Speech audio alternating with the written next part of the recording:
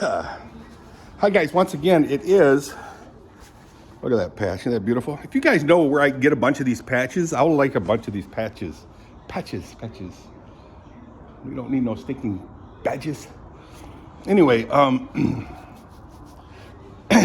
so I'm done with the stalls. Kathy doesn't work, so she'll share with me the rest. You know, I clean the stalls. So she'll go upstairs, toss hay down from the mow, and I'll fill water in, and then she'll get the grain ready. You know, she'll stick grain in there, so the horses will have water, grain, pellets. Ouch. Well, I mowed some grass. I want to show you that. Again, it's the 30th of October 2025. Wow, it's almost November, guys. Nearly November, and that's Broham John's birthday is in November. I think it's like November 1, something like that. Keith Parmiter's birthday is in November, like November 1 or something like that. So I mowed all this whole strip right here, and the purpose for that is I moved all the horse poop into the barn or into the woods, and I didn't want to drive on tall grass because it lays it down. There, that's one night's of horse poop.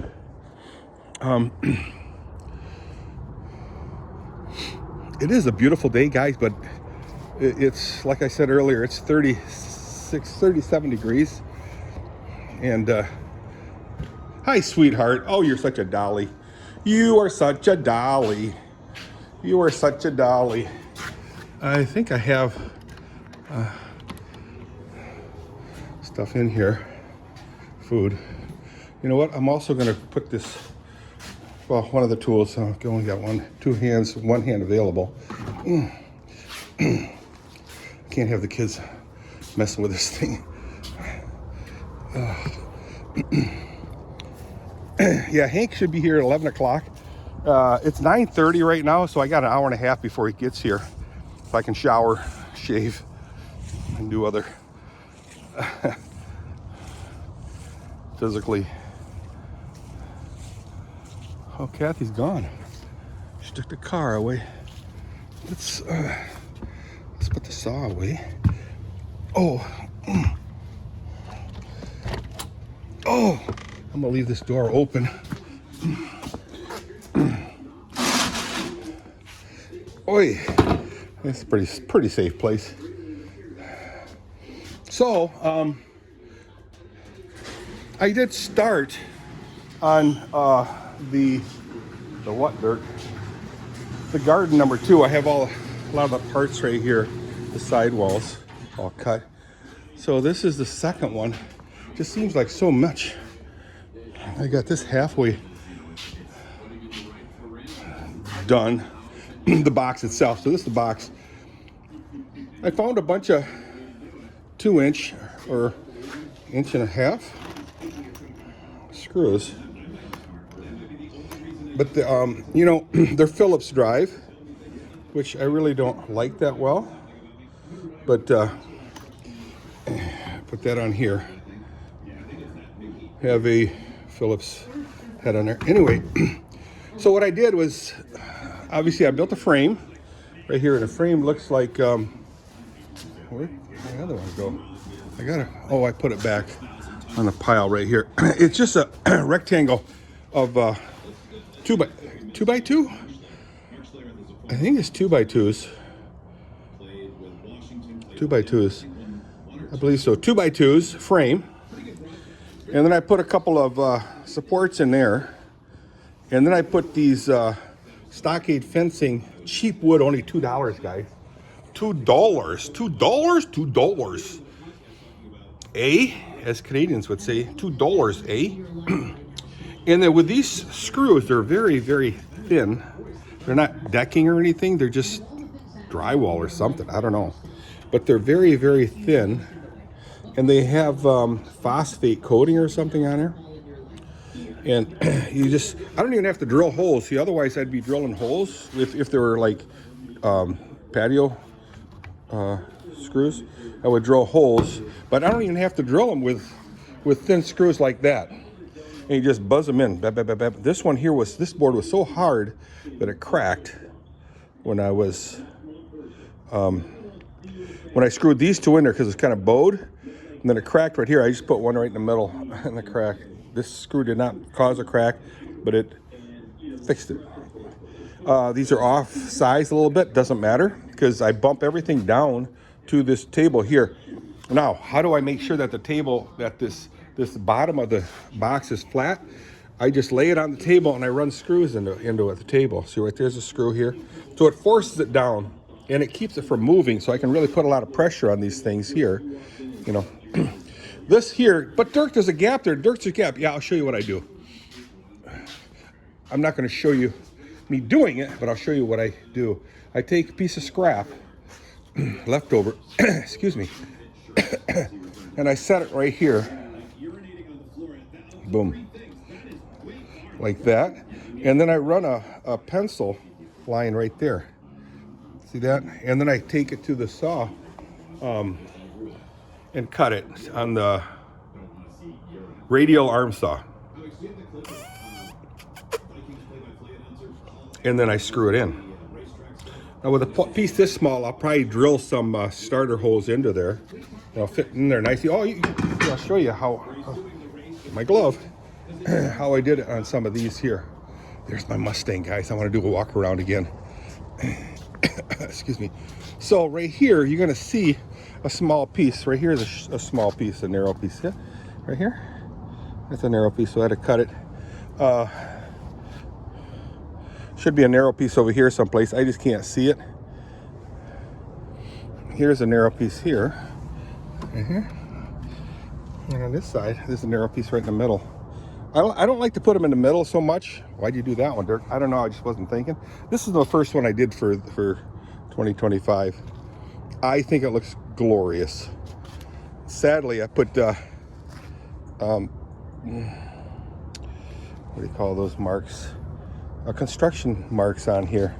You can see the lines. Lines. We're lined up there right here. You can see the lines I drew there and there where the screws went. And here I kind of mucked it up, but it's okay. But anyway, that gives you a little bit of a idea of how they were made. And right here again, I have this one on top of these frames to keep them flat, because Womanize tends to twist like crazy. Now these short ones right here, I have just sitting there leaning, which is a no-no, but because they're short, they're not gonna mess up that much. The Mustang 2005, 300 horsepower. Let me tell you something really crazy. Now it's a V8. It's oh guys, no, narp. Yes, I know I have to tint the windows. These turned out really well. But I don't know if that GT300, whether that means it's a 300 horsepower, I don't know. I can tell you the engine, it's a 4.6 liter, which turns out to 280 cubic inch. Remember the 289s? I know I said this before, guys, but that's okay. Remember the 289s? Well, this is a little bit smaller than the 289. Now, let me tell you something. That was in the 60s, 289s, and the Chevys had a 283s. Let me tell you something really crazy. This has got 300 horsepower, V8. Kathy's car, it's a V6. It's got something like 281 horsepower, something like that. You know, a V6. Wow. That's pretty incredible. This is a V8. I don't know. I'm not an engine guy, guys, but there's work to do on this thing, which is okay. I'm gonna do all the work myself, I'm thinking. Gotta get rid of this garbage here. I'm just curious what holds this on, whether it's glued on or what. It'd be sweet if it's glued on, but this is aluminum hood, like I said before. I'm just gonna sand this down for 2025, 2026, sand it down and just spray it. Get some, take the car to a body shop and have them actually do a test on the color. And then I'll spray that back on. But I don't like these at all, these stripes. I like the wide ones, the 70s type of of racing stripes. These rims are really cool. I'm told by Gary West that these are stock factory Ford rims. And to me, it brings back memories of the old Krager. Remember those chrome Krager rims? They were very, very popular. I really liked them. You also had chrome reverses or Keystone type rims. I liked these Kragers. I've always liked the Kragers.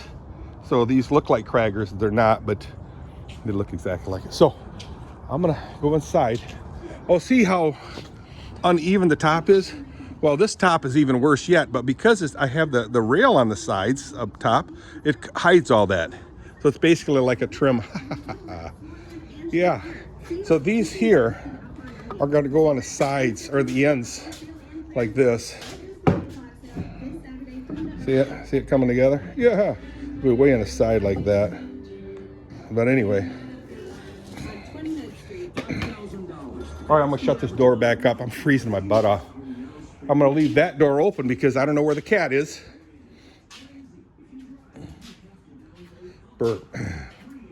So, this one, the topics of this video were